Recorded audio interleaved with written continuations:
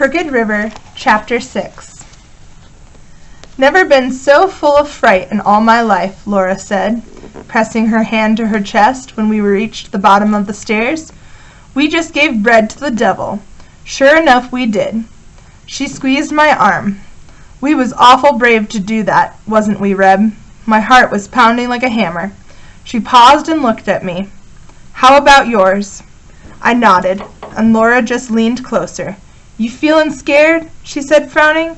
You're being real quiet. I shook my head no. Well, Pa never should have made us do that, she insisted. It weren't right of him, anyway. Even if that Indian was chained and all, he's a prisoner and a murderer. There was no cause for Pa to have his daughters take food up to him. I didn't think Laura felt a morsel of pity for that Indian after seeing him. Not by the way she talked, and so I didn't dare to say how I felt. Ma always said I was too soft-hearted. Sometimes Lorenzo or Cousin George brought back the chewed-off foot of a beaver or a fox that got out of one of their traps, and it turned my stomach over to see it. Or they'd grin and show me a broken-winged crow or something else that got caught instead. Look-a-here at this, they'd say. Although I hadn't noticed the chains when Lorenzo first sent me to the loft unawares, I couldn't shake from my mind the sight I had seen with Laura. The Indian was sitting on one of the straw-filled pallets that we kept in the loft. He had cuffs of iron fixed around both his ankles, right above his moccasins. A long piece of ox chain ran from the irons to a big bolt in the floor. Even though the Indian could move his arms and legs, I reckoned Pa was right. He would need to tear up half the plank floor to ever get away. In the dim light of the loft, the man hadn't looked more than a few years older than Amos or Cousin George. There was a wide band of dark fur wrapped around his head, with a few tall feathers stuck on one side.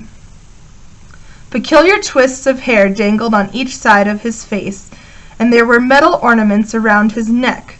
Truth to speak, he appeared the way Amos or Cousin George might look in a nightmarish dream. Still, even with how he looked, I couldn't help feeling pity for him, being kept chained in our loft with the scuttling mice, and without much light to see or air to breathe. It seemed to me that the Indian could very well wither to dust and die sitting up there, day after day. I thought about those desperate foxes and beaver chewing off their own feet to survive. It made me shiver to imagine.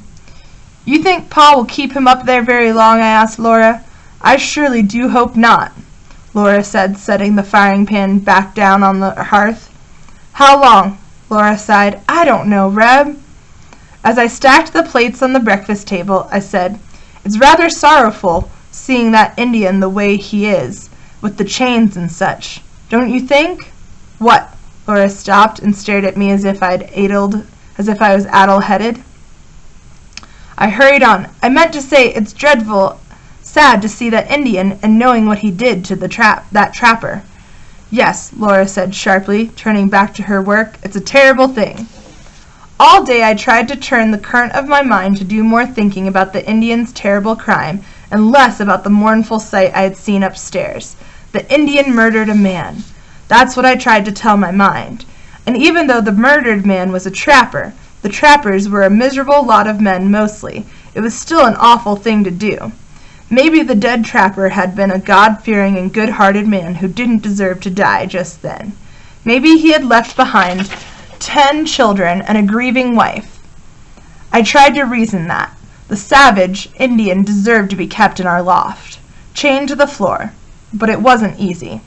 And the next morning, when me and Laura went upstairs to fetch the wooden bowl we had left with the Indian, my mind grew even more tossed and turned, because when I lifted up the empty bowl to carry it downstairs, I saw there were 6 glass beads inside.